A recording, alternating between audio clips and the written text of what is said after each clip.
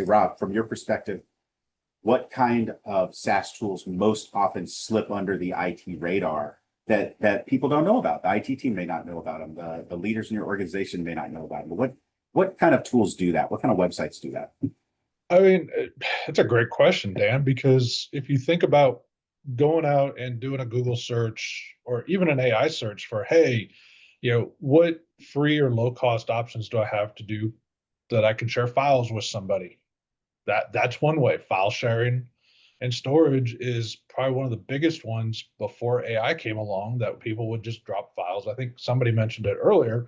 So they could work on stuff at home because maybe they didn't have remote access into the organization's network, whatever the case may be there. Another area is project management or task management tools. That's another area that, because you're trying to track your stuff and maybe you don't like project, or I think it's called planner now, but maybe you don't like that. You want to find something else.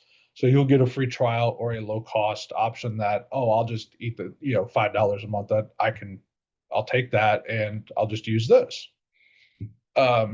Communication tools. You may have teams through the organization, but somebody likes Slack better or Zoom.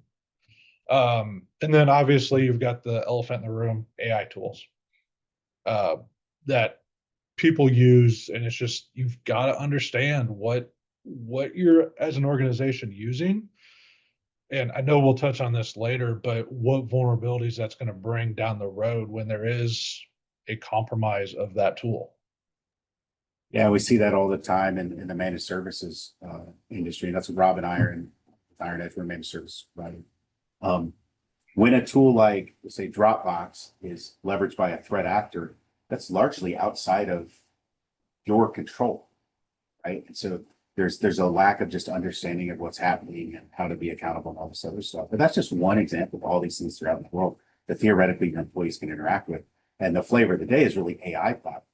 That's what we're talking about now. But this has been an IT problem ever since people could get to the internet, really.